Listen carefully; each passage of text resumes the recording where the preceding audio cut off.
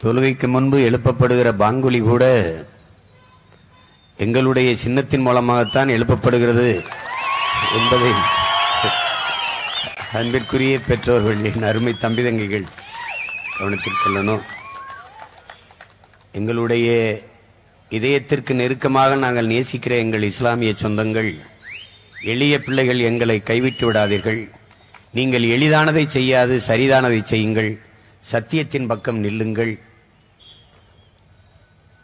நீங்கள் அண்ணல் நபி பெருமானார் போதித்த புரட்சியின் வழியை நில்லுங்கள். இந்த தீய குப்பைகளை புறந்தள்ளுங்கள். ஒரு வாய்ப்பு இரு வாய்ப்பு கொடுத்தால் பரவாயில்லை. ஒவ்வொரு முறையும் அவர்களுக்கு வாய்ப்பு கொடுக்கிறோம். 39 நாடாளுமன்ற உறுப்பினர்களை கொண்டு சென்று அவர்கள் என்ன பேசினார்கள்? நம் உரிமைக்காக, நமக்காக அவர்கள் பதிவு செய்தது என்ன? இந்த தொகுதி பக்கம் வந்து அவர்கள் செய்த வேலை என்ன, பணி என்ன? உங்கள் பிள்ளைகள் எங்களினுடைய வேட்பாளர்களை பாருங்கள், யாரென்று தெரியாது. எளிய பிள்ளைகள், உங்களிடமிருந்து உங்களுக்காக வந்தவர்கள், மிகச் சாமானியர்கள், ஆனால் ஆகப்பெரும் கெட்டிக்காரர்கள், கடுமையாக உழைக்கக்கூடியவர்கள், திறன் பெற்றவர்கள், அறிவாற்றல் தர்க்க அறிவு கொண்டவர்கள், அரசியல் அறிவை கற்றவர்கள், பெற்றவர்கள், தூய உள்ளத்தோடு மக்களுக்கு சேவை செய்ய வேண்டும் என்கிற எண்ணம் கொண்டவர்கள். பணம் இருந்தால் தான் அரசியல் செய்ய முடியும் என்கிற நிலையை என் உயிர் சொந்தங்கள் ஏற்கிறீர்களா, எதிர்க்கிறீர்களா? பணக்காரன் தான் அரசியலுக்கு வந்து அதிகாரத்தை பெற முடியும் என்ற நிலை இருந்தால் அங்க மக்களுக்கான சேவை எங்கிருக்கும்? ஒரு தேர்தலில் ஒரு வேட்பாளர் 100 கோடியை முதலீடு செய்கிறார் என்றால் எந்த நம்பிக்கையில்?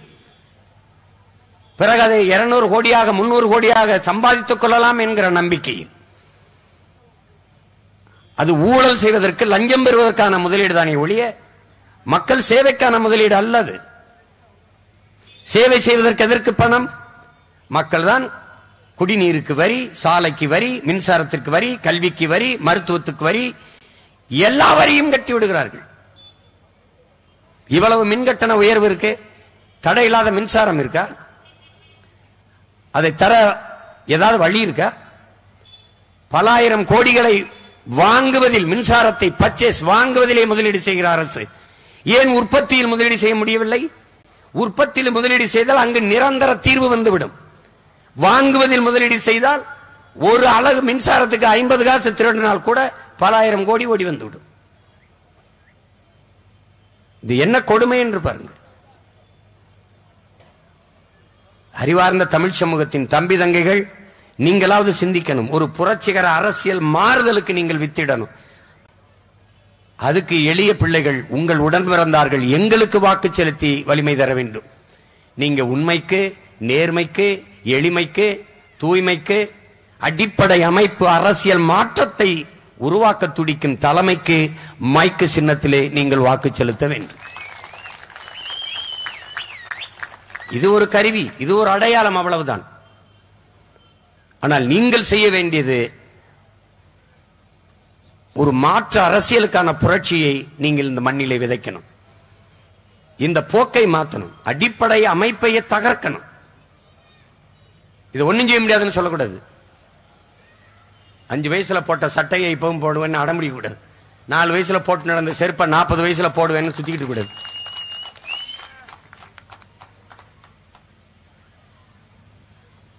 எது சரியோ அதான் செய்யணும். சரியானதை செய்யுங்கள். சரியானது வென்றே தீருங்கிறான் புரட்சியாளர் சேகுவாரா. உங்கள் பிள்ளைகள் திரும்ப திரும்ப திரும்ப அதே பேசிக்கும் பாருங்க. கவிப்பேரரசு வைரமுத்தவர்கள் தான் சொல்லுவாரு, ஒருத்தன் ஒரே கருத்தை சொல்லிக்கிட்டே இருந்தான். ஏன் அவன் கருத்தை சொல்லிட்டு இருக்கானு? அவன் கேட்கல. இல்ல, அவன் கேட்கிற வரைக்கும், அவன் மண்டையில போய் நுழையிற வரைக்கும், அவன் சிந்தனையில சேர்ற வரைக்கும் பேசிட்டே இருக்கணும். அவன் சிந்தனையில் போய் சேர்ந்துருச்சுன்னா அவன் ஏற்று நடக்க ஆரம்பிச்சிருவான். அப்புறம் வேற பேசலாம். நீங்க மலையை பாருங்க, மணலை பாருங்க. நான் பார்க்கவே இல்லையே, பார்க்கவே இல்லையே. என் தம்பி துறை சொன்னான்ல, இந்த மலைகளை எல்லாம் நொறுக்கி எடுத்து விட்டு போனால் உங்கள் நிலை பாலைவனமா மாறிவிடாதா? அறிவார்ந்த தமிழ் சமூக மக்களே, என் அருமை பெற்றோர்களே, தம்பி தங்கைகளே, ஒரு நாட்டின் எதிர்காலம் என்பது அந்த நாட்டின் வகுப்பறையிலே தீர்மானிக்கப்படுகிறது. ஒரு நாட்டின் நலன் என்பது அந்த நாட்டின் ஒவ்வொரு வீட்டின் சமையல் அறையில் தீர்மானிக்கப்படுகிறது. ஒரு நாட்டின் வளம் என்பது அந்த நாடு பெற்றிருக்கிற நிலத்தின் வளத்தை பொறுத்து அமைகிறது. அந்த நாடு பெற்றிருக்கிற நிலத்தின் வளம் என்பது அந்த நாடு பெறுகிற நீரின் வளத்தை பொறுத்து அமைகிறது. அந்த நாடு பெறுகிற நீரின் வளம் என்பது அந்த நாடு பெறுகிற மழையின் வளத்தை பொறுத்து அமைகிறது. அந்த நாடு பெறுகிற மழையின் வளம் என்பது அந்த நாடு பெற்றிருக்கிற மலைகளின் வளத்தை பொறுத்து அமைகிறது. சான்று நான் தான். என்னுடைய ராமநாதபுரத்தில் ராமேஸ்வரத்தில் கடல் இருக்கிறது. எங்களுக்கு மழை பொழிவில்லை, வறட்சி. காரணம் மழை இல்லை, அதனால் அங்கு மழை இல்லை. அங்கு நீராவியாகி வருகிற அந்த ஈர காற்று மேகமாகி மாறி வருகிற அந்த ஈர காற்றை மேற்கு தொடர்ச்சி மலை கம்பம் குமிழி தேனியிலே தடுத்து நிறுத்தி மழை பொழிவை அங்கே கொட்டிடுது. அப்ப தேனி கம்பம் குமிழி எல்லாம் செழிப்பா இருக்கு, நாங்க வறண்டு இருக்கோம். இது நல்லா கவனிச்சுக்கணும்.